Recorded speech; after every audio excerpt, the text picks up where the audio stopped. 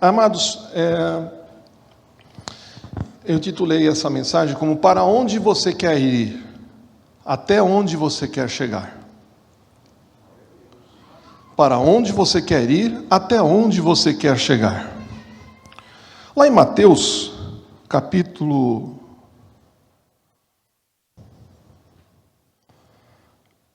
22, diz assim: Jesus, porém, respondendo, disse-lhes: errais, não conhecendo as Escrituras, nem o poder de Deus. Vamos todos juntos? Jesus, porém, respondendo, disse-lhes: errais, não conhecendo as Escrituras, nem o poder de Deus. A gente encontra aqui duas chaves muito importantes. Eu quero que os irmãos prestem bem atenção naquilo que o Senhor tem a falar conosco. Aqui, esse texto foi acerca do tributo, a questão do tributo, né? Para dar de César o que é de César, né? E Jesus veio falando com os seus discípulos sobre a ressurreição, e no versículo 30 fala que, porque na ressurreição não se casam, não se dão casamento, mas serão como anjos dos céus. Acerca da ressurreição dos mortos, não tende lido que Deus declarou dizendo: eu sou o Deus de Abraão, o Deus de Isaac, o Deus de Jacó. Primeira chave, amados: qual é a parte do Evangelho que é mais importante para você? Qual é a parte do Evangelho que é importante? Qual é a parte do versículo, do texto bíblico que é mais importante para você? Se você está enfermo, a parte do Evangelho da cura se torna importante para você, porque você precisa de uma cura. O que é mais importante numa aeronave, num avião? Pastor Miguel, o que é mais importante, meu irmão, meu querido, no avião? Voar? Pousar o avião? Ou decolar o avião? Para alguns, só o voar é mais importante. Mas quero falar que todas as partes são importantes, mas há um critério para quem pilota, para quem é piloto de avião, que os pontos mais críticos que tem de uma aeronave são durante o pouso e durante a subida. São os pontos mais críticos. Porque o voo de cruzeiro é tranquilo, é onde o passageiro fica tranquilo, vem aí umas bebidas, uns comes para o passageiro distrair, aquilo tudo para distrair, para o passageiro não ficar agoniado, né? Mas como você quer chegar ao seu destino? De bicicleta? De moto? De ônibus? Ou de avião? Ou a pé? Para algumas pessoas, só uma parte da Bíblia é importante. Veja o exemplo de um jovem, em Lucas capítulo 18, versículo 22. Interessante acerca desse jovem, que era um jovem rico, né? E ele falou assim, Lucas 18, 22. E quando Jesus ouviu isso, disse-lhe: ainda te falta uma coisa. Vende tudo quanto tens, reparte pelos pobres e terás um tesouro no céu. Depois vem e segue-me. Aqui a gente nota que o jovem era um jovem rico, e ele era um príncipe, e ele sabia os mandamentos. Então ele falou: mestre, bom mestre, como eis de fazer para herdar a vida eterna? E Jesus falou assim: olha, você conhece os mandamentos: não matarás, não adulterarás, não furtarás, não dirá falso testemunho, honra o teu pai e tua mãe. Falou os mandamentos: ama a Deus sobre todas as coisas. Aí ele falou: mas eu tenho feito isso desde pequeno, eu tenho feito isso desde pequenininho. Então Jesus, conhecendo e tendo discernimento do que estava no coração daquele jovem, falou assim: então faz o seguinte, você vai vender tudo que você tem, reparte para os pobres, depois disso vem e segue-me. Mas aí ele ficou triste, porque ele era muito rico e ficou triste, e Jesus acabou explicando a situação de que era muito difícil um rico entrar no reino dos céus. Mas existem algumas partes da Bíblia que muitas pessoas não conhecem. Por exemplo, lá em Atos capítulo 18, versículo 25 e 26, fala que Apolo também conhecia só em parte. Só em parte ele conhecia. Atos capítulo 18, Atos 18, 25 e 26, Diz assim: este era instruído no caminho do Senhor e fervoroso de espírito, falava e ensinava diligentemente as coisas do Senhor, conhecendo somente o batismo de João. E ele começou a falar ousadamente na sinagoga. Quando o ouviram, Priscila e Áquila o levaram consigo e lhe declararam mais pontualmente o caminho de Deus. Olha só que interessante. Apolo não conhecia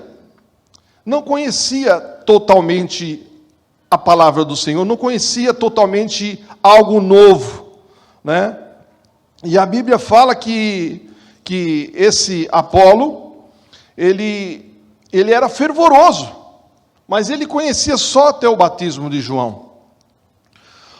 Alguns discípulos nunca tinham ouvido falar do Espírito Santo, tanto que na continuação, lá no capítulo 19, versículo 2 e 3, disse-lhes: recebeste vós já o Espírito Santo? Olha só, quando crestes? E eles disseram: nós nem ainda ouvimos que haja Espírito Santo. Veja só que interessante. Tem pessoas que se convertem ao Senhor, tem pessoas que aceitam Jesus, mas ainda não conhecem, não tem aquela intimidade com o Senhor. E aqui foi o caso de alguns que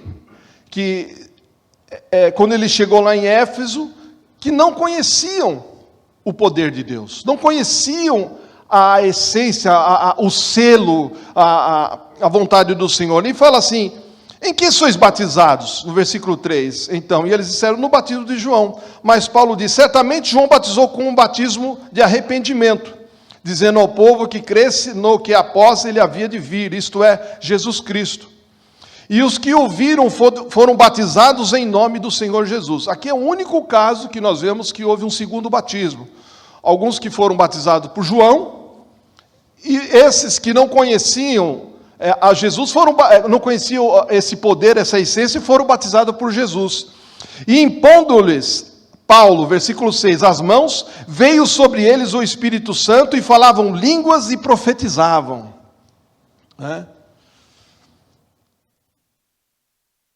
Para onde você quer ir? Onde você quer chegar? Quer ficar só no Calvário ou ir até Pentecostes? Tem pessoas que aceitam Jesus, mas foram até o Calvário, não conhecem Pentecostes, não tem uma experiência no Pentecostes. Isso é muito importante.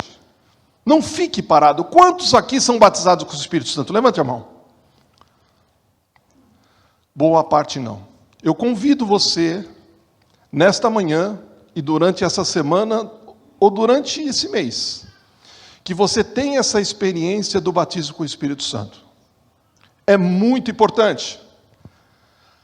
Errais não conhecendo as Escrituras, nem o poder de Deus. Você precisa experimentar e ter uma intimidade com o Senhor mais profunda. E Deus te chama nesta manhã para que você tenha uma intimidade. Uma intimidade grande com o Senhor.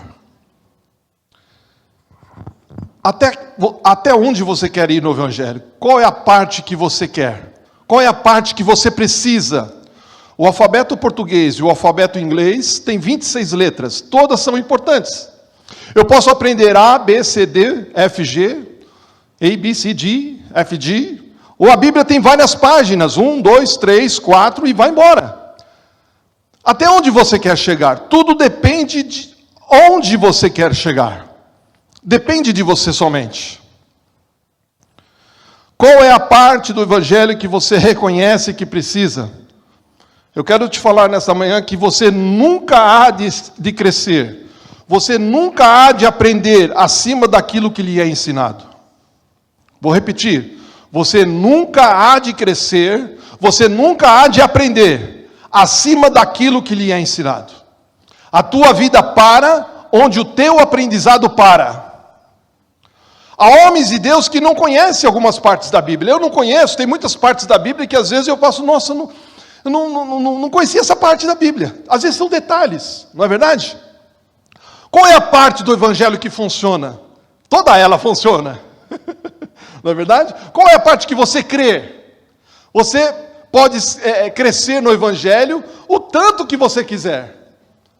Você quer crescer no Evangelho? Você quer? Qual é a sua meta como objetivo nesse ano de 2023?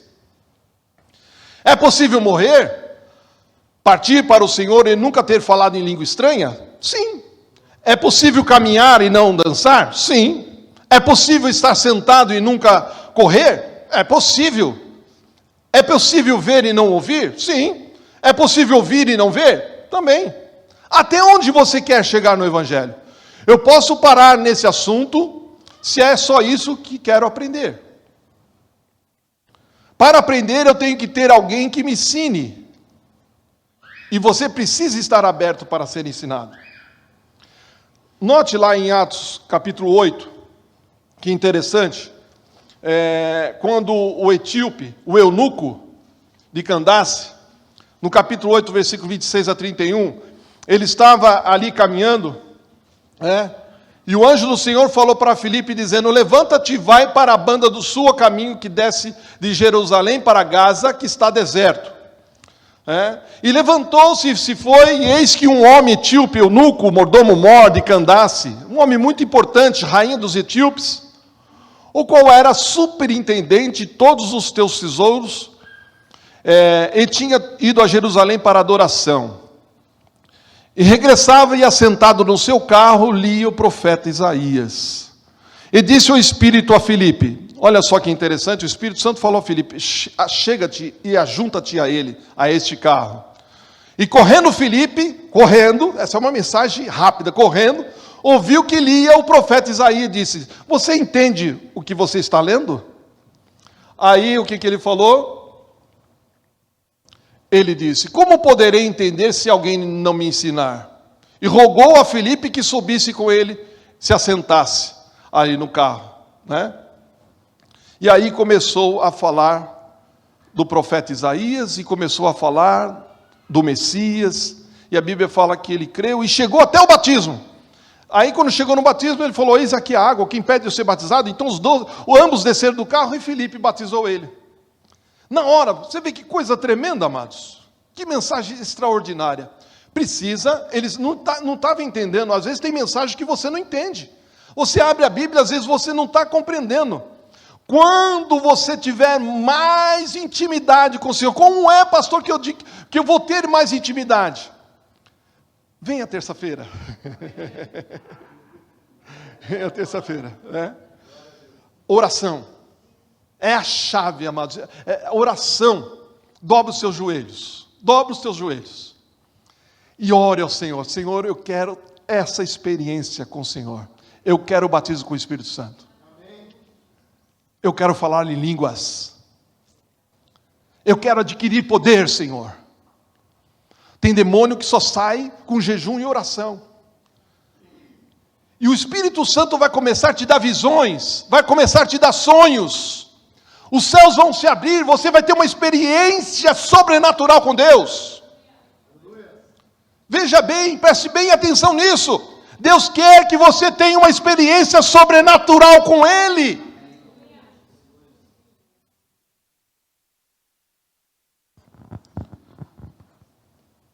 Um bebezinho, quando nasce, não sabe falar português ou sabe falar inglês logo. Ele precisa crescer, Algumas palavras. O Tyler está começando hoje ele falou olha, Nós entendemos bem claro, Tiago? Olha. Algumas palavras. Vai começando já a surgir quando ele vai crescer. Vai aprendendo e vai falando. Então, tenha o desejo no coração de aprender as coisas de Deus. Tenha desejo de aprender as coisas, de nunca parar, mas sempre estar aprendendo algo. A segunda chave, amados, nós falamos sobre a primeira chave, é semear e ceifar.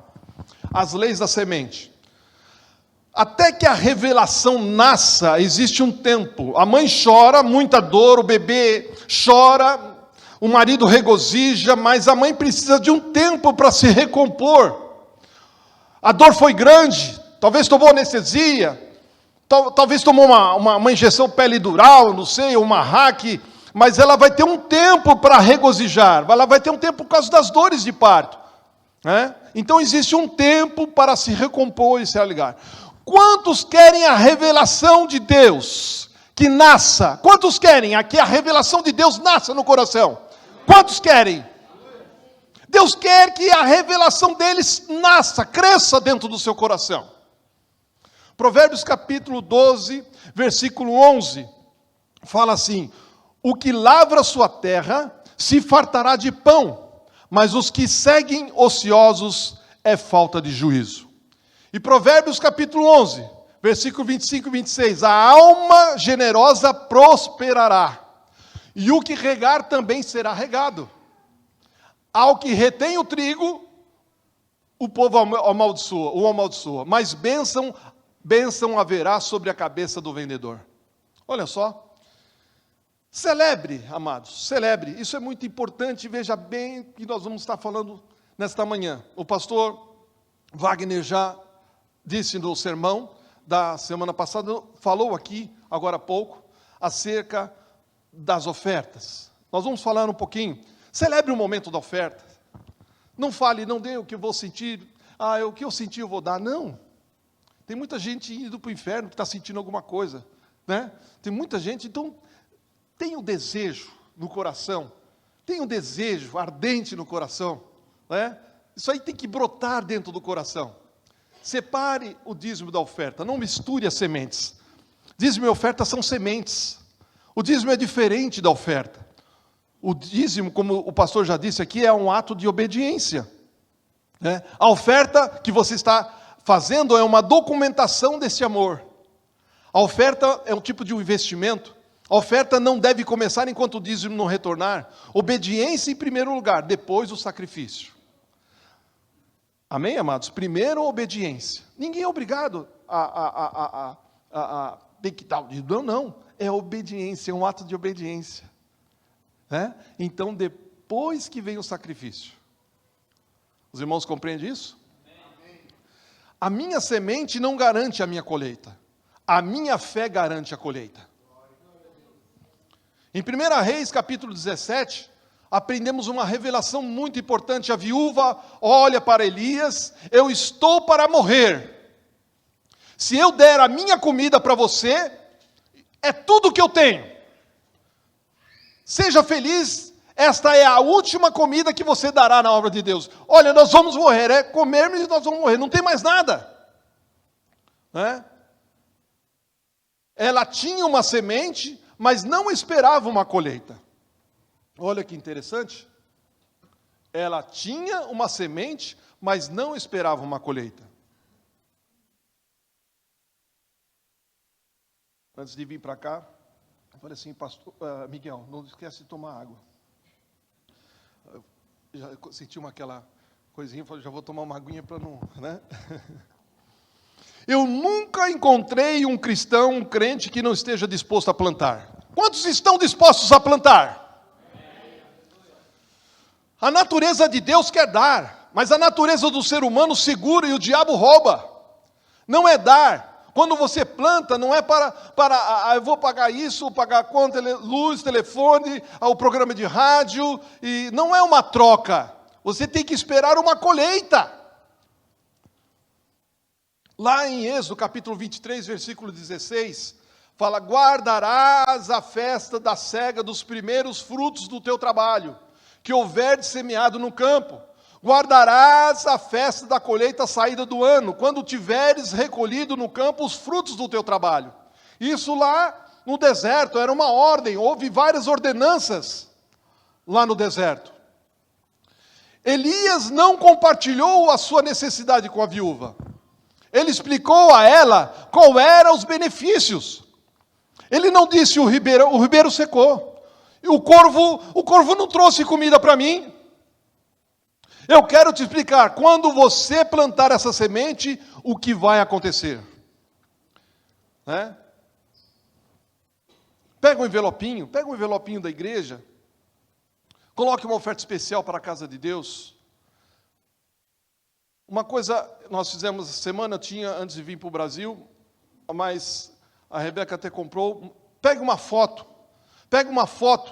né, da sua casa e diga: a minha casa é uma casa de paz. A minha casa é uma casa de alegria.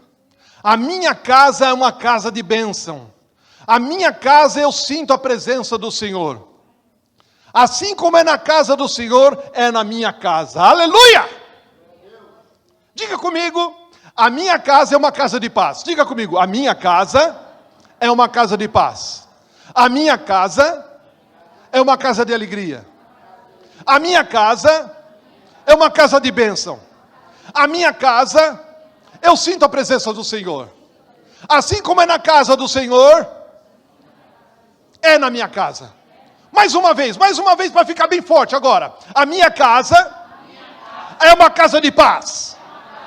A minha casa é uma casa de alegria. A minha casa é uma casa de bênção. A minha casa, eu sinto a presença do Senhor.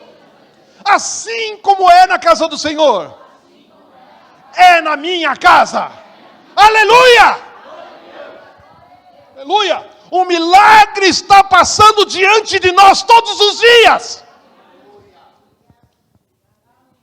Nós podemos ter dinheiro e ser forte espiritualmente? Pode. Deus não é contra o dinheiro, mas Ele é contra o dinheiro controlando, dominando, possuindo. Você, quando a pessoa anda em obediência com Deus, Ele abençoa. Olha que interessante em Deuteronômio. Eu abençoarei, capítulo 28, eu abençoarei ao entrar, ao sair, eu abençoarei na cidade, no campo, e aí vai. As bênçãos do Senhor seguirão. Santo Agostinho descobriu, lá no passado, que os cristãos estavam tendo problemas em duas áreas, naquela época. Primeiro problema, com sexo. Segundo problema, com dinheiro. E a teoria é o seguinte: se te traz problemas, vamos ficar longe. Onde foram construídos os monastérios. E aí eles se afastaram, foram para longe, para ficar longe dessas coisas. Mas veja só, não é porque algumas pessoas têm problema com dinheiro, é que nós vamos nos livrar dele. Controle, assim como o fogo é bom, mas precisa ser controlado, então controle. Houve um período, anos atrás, que se chamou período negro, muito agravante, onde pregavam os negócios, tinham que ser separado do Evangelho. Então eles se afastaram, construindo esses monastérios, para tentar ficar isolado. E não é isso que Deus quer. Deus não quer que você fique isolado. Eu vou ficar isolado. Não é isso, amados. O Evangelho não é isso. Uma vez eu já trouxe aqui que sobre de nós estarmos sempre juntinhos, um do lado do outro, carregando. E Paulo fala sobre isso, carregar uns aos outros. Se você vê o seu irmão com dificuldade, levante ele, carregue ele. Esse é o Evangelho, de dar a vida pelo seu irmão. Sabe o que é isso, amados? Dar a vida, você consegue ver isso, dar a vida pelo seu irmão. Não, deixa ele de lado, acusa-me a mim. Pode acusar, pode bater em mim. E você carrega esse irmão. Você vê que ele tem dificuldades, e você carrega ele. Temos que reconhecer que o dinheiro é bom. O dinheiro é uma ferramenta. Ele constrói igreja, envia missionários, sustenta-os, imprime a Bíblia, ajuda pessoas necessitadas, põe o Evangelho na rádio, na televisão. O dinheiro é bom. Enquanto os cristãos estão vendo se o dinheiro é bom, para a população judaica o dinheiro é muito bom. E um segredo da comunidade judaica: nos Estados Unidos, a população dos judeus, em torno de 2%, é metade dos multimilionários são judeus. Por quê? Porque eles veem o dinheiro como coisa boa. Eles acreditam que é bom. Quando começamos a ver que é bom, Deus começa a liberar as bênçãos nas nossas mãos. Amados, não feche a sua mão. Seja generoso. Abençoa, amado. Abençoa. Porque com isso a igreja se expande. A igreja cresce, você vê almas. Deus vai te usar muito. Aleluia. Esteja preparado para isso. Esteja preparado para isso. Às vezes temos que sair do balanço certo para chegar ao ponto certo. Como isso, pastor? Todas as vezes que me deparo em situações difíceis, eu tiro um versículo da Bíblia. Ande com esse versículo, imprime ele, põe na sua carteira, fique com ele. Se você não tem a Bíblia online, fique com ele lá na sua carteira. Ou coloque, por exemplo, o Senhor vos abençoará ao entrar ou ao sair, lá em Deuteronômio 28. Ou Salmo 115, 14. Gosto bastante desse versículo. O Senhor vos aumente mais e mais, a vós e aos vossos filhos. Mostra esse cartão. O Senhor vos aumente mais e mais, a vós e aos vossos filhos. O poder de Deus só será aplicado quando a vontade de Deus é conhecida. Amém? O poder de Deus só será aplicado quando a vontade de Deus é conhecida. O poder de Deus para as finanças só será aplicado quando a vontade de Deus é conhecida para esta área das finanças. Vamos falar o Salmo 115? Vamos falar todos juntos? O Senhor vos aumente mais e mais, a vós e aos vossos filhos. Aleluia. José foi para o Egito como escravo, mas ele conhecia o Deus de mais e mais. Mas ele foi para a prisão, mas ele continuou a confiar no Deus de mais e mais. E ele continua a confiar nesse Deus, e ele continua confiando nele mais e mais. E ele continua a confiar, cada vez que ele ia caindo, o Deus do crescimento. E ele não pode ficar mais ali. Agora ele se levanta e começa a governar o Egito. O crescimento não quer dizer que você não vai estar embaixo, ou em cima algumas vezes, mas que você vai voltar à posição que pertence. Não, Deus não quer que você esteja no negativo, mas quer que você aprenda a viver ao normal. Existe um desejo normal de voltar à posição onde você estava, por exemplo, no Natal. Interessante no Natal, principalmente aqui, quando cai a neve, todo mundo ainda às vezes na véspera está trabalhando e não vê a hora de ir para onde? Para casa. É voltar para casa, É voltar para casa. É interessante isso, Se você está fora do normal, do negativo, você vai fazer horas extras, vai trabalhar mais, para que aquilo que estava fora do normal volte ao ser normal. Mentalmente você está voltando para a sua casa. Existem duas maneiras também diferentes. Se você também ganha muito dinheiro e você não mudar o jeito, a sua maneira de pensar, você irá se sentir fora do seu lugar e vai voltar aonde você estava. Compreende? Não é somente negativo estar acima do normal, como também abaixo do normal. Então você tem que mudar a casa, seu ministério, a sua vida. Quando muda a casa, o normal muda. Não é verdade? Nothing change if I don't change. Nada muda se eu não mudar. Nada muda se eu não mudar. Essa frase eu aprendi muito no Amor Exigente. Por exemplo, o meu dedo polegar é onde você está hoje, mas você quer crescer até chegar ao seu dedo indicador. O que você faz, então? Reúne igreja para evangelismo, panfletagem, campanhas, mas há uma força querendo que você volte para trás, como se fosse um elástico. Aí o que acontece? Você volta, e aí vem as frustrações, revolta, cansaço, porque o trabalho que você fez não está sendo bom, não está sendo firme. Por quê? Porque dentro do nosso corpo tem uma força que se chama tensão estrutural. Aqui tem 2 engenheiros civis aqui, o Sérgio e a Thaís. Né? Existe uma matéria que chama resistência dos materiais, quem fez engenharia. Né? É tensão estrutural. É a medida das forças internas que atuam em um corpo sendo deformado pela ação de uma força.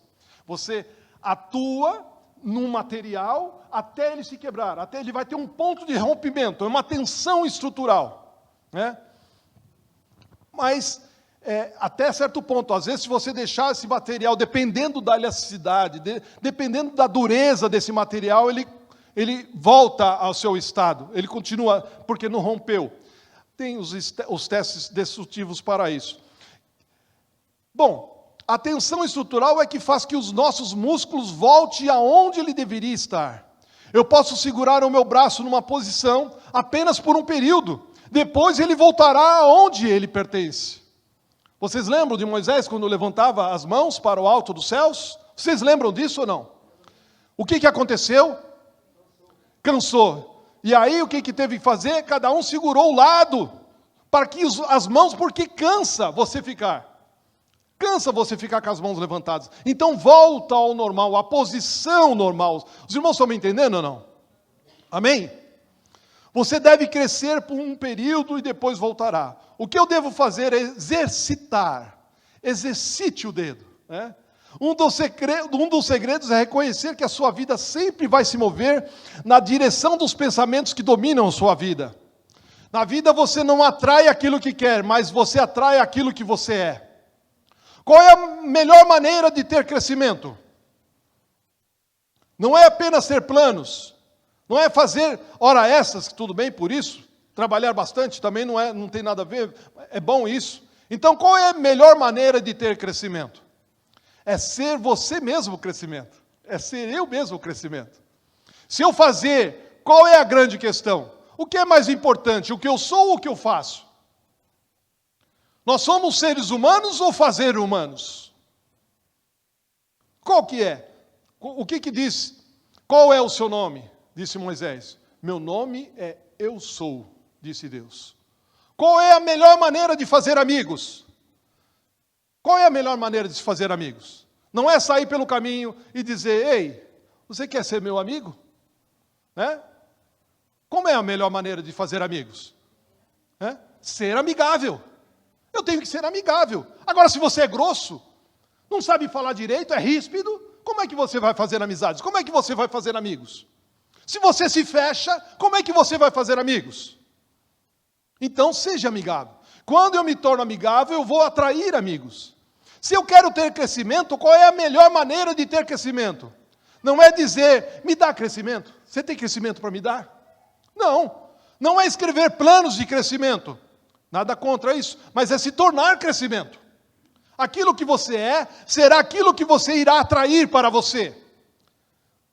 Veja bem as pessoas de oração. As pessoas que oram, elas atraem. Você vê coisa diferente na pessoa que ora. E elas traem. Como é gostoso você ficar do lado de uma pessoa que está orando. Que ora. É uma coisa diferente, amados. Coloque fotos, que eu estava falando. Né? Essa semana, como eu disse, volto a falar. Deus nos criou como um ser visual. Pegue uma cartolina, coloque fotos no seu quarto, ou faça um quartinho de oração, coloque fotos, coloque lá, é o seu quarto de oração, coloque fotos de onde você quer chegar, coloque foto da sua família, talvez muitos não estão aqui, estão no mundo, coloque foto, eu e a minha casa serviremos ao Senhor, profetiza isso,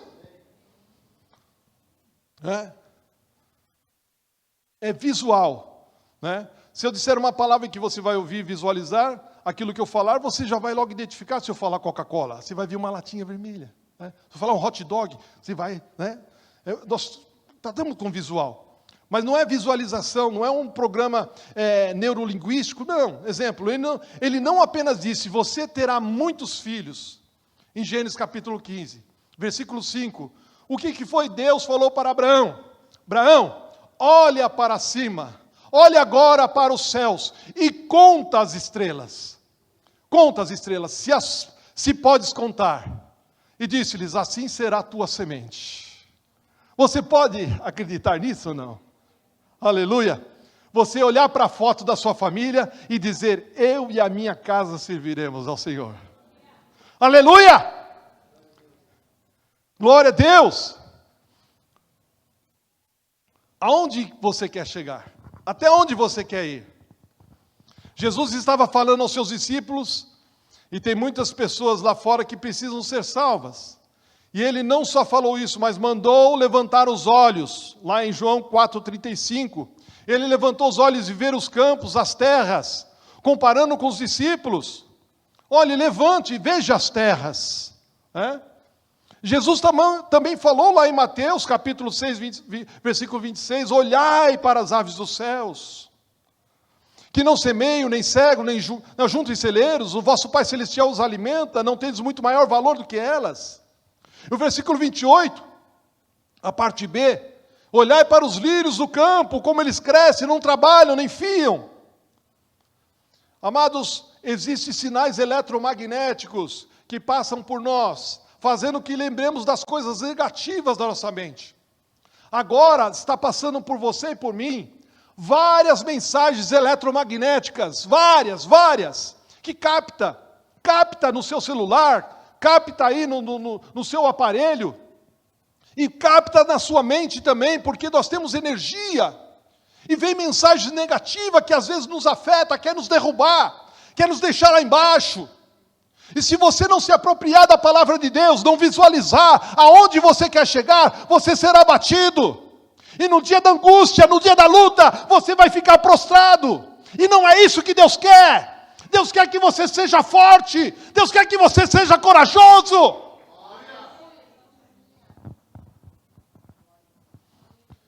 Vocês já ouviram falar no prêmio Lombardi?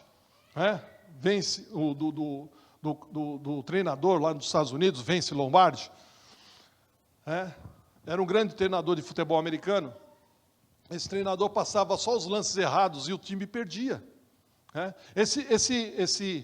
Esse treinador venceu 5 temporadas nos Estados Unidos, foi um dos maiores, recebeu o prêmio Lombardi. Mas interessante que o treinador reunia todos os jogadores numa sala para passar os vídeos, e passava só jogadas erradas, só as coisas negativas, só os lances errados, e chegava um momento, o time perdia. Aí ele fez o contrário, passou só os lances corretos. É lógico que você tem que aprender com alguns erros, mas passou a passar na sua mente, num audiovisual. Tanto que é interessante, amados, quando eu dava aula para as crianças, meu ministério eu comecei com crianças na igreja. Eu e minha esposa, E assim, eu separava as lições, e a gente tinha o flanelógrafo, não sei se você lembra disso, flanelógrafo, a gente punha no tripé o flanelógrafo e ia colocando as figurinhas, A historinha de Esther, a historinha de Daniel, dos reis, e as crianças ficavam assim, oh! Aí teve uma época que eu ganhei um projetor de slides, veja só, projetor de slides, e ali foi a ressurreição de Lázaro, as crianças, Aí eu dava aula de escola dominical para 2 crianças, ia para lá, para cá, voltava, enchia a Kombi de crianças, tirava da favela e levava tudo para a igreja. O pessoal assim, pastor, esse irmão está doido, esse professor está doido, Mas, meus irmãos, era coisa de louco. Mas o audiovisual é algo tremendo. Só de eu falar aqui, talvez os irmãos vão captar alguma coisa, mas se tiver visual e falar, a sua mente capta mais. Por isso que Deus usou o seu grande universo para mostrar para Abraão, olhe para as estrelas dos céus. Assim será, Abraão, a tua semente. Você crê nisso? Assim será abençoado ao entrar, ao sair. Vocês compreendem isso, amados? Então veja isso com os olhos da fé. Eu e a minha família serviremos ao Senhor. Eu posso ver com fé, ó Deus, porque Tu estás comigo, ó Deus. Eu e a minha casa serviremos ao Senhor. Creia nisso, amados. Aleluia, você pode ver isso com os olhos da fé. A vida vai te dar negativas e positivas. Exemplo, fotos que tem quando você estava doente. Tira essa foto, Eu tenho umas fotinhas que eu estou magrinho, fiquei doente. Ela falou, não olha essa foto não. A minha esposa falou, amor, antes de postar, olha a foto, às vezes eu estou com os olhos fechados, amor, você fica postando aí com os olhos fechados, né? Eu pego várias fotos, está tudo aí, várias fotos, e tem uma que está com os olhos fechados. Então, tira essa foto horrível que você está aí, né? E coloque a foto bonitinha que você está lá no cartaz. Olha, assim eu me vejo, eu sou linda, eu sou lindo porque o Deus me abençoou. Eu sou servo do Deus Altíssimo. Aleluia! Aleluia! Preposicione, programe-se a sua vida, visualize onde você quer chegar e estar. Cerque-se de fotos da minha faculdade. Faça faculdade, vai para a universidade. Coloca lá, já a sua formatura. Amados, eu coloquei no Brasil lá, onde eu fui fazer faculdade com 41 anos, lá no Brás Cubas, onde a pastora falou, com 41 anos. Vê se pode. É na mesma faculdade, né, pastora? Fui lá me formar em ciências aeronáuticas, com 3 filhos, você imagine. E saindo de São Bernardo do Campo para ir para Mogi das Cruzes, pegamos o expresso daqueles ônibus lotados, ele pegava a rodovia da morte, aquele ônibus passava para lá, para cá, eu falei, meu Deus, não vou chegar vivo nesse lugar não. A gente chega lá em cima, porque eu saía da Rolls-Royce, trabalhava na Rolls-Royce, motores de aeronave, e aí eu pegava o ônibus da Anchieta ali, e ia até Mogi das Cruzes, e o ônibus ia castigando ali nas curvas. Eu falei, meu Deus, não vou chegar vivo. Para onde eu amarrei meu jegue, meu Deus do céu? Rapaz, mas passaram-se 5 anos. Você vê que coisa, 2 anos e meio fiquei doente. Peguei uma hepatite terrível. Só uma aspa aqui para você ver como é que Deus faz. A Rolls-Royce pagava a faculdade, uma parte era o outro sindicato, tal. Eu pagava uma pequena parte. Aí tranquei a matrícula, fiquei ruim, não dava para ir mais. Fiquei 1 ano e 3 meses afastado.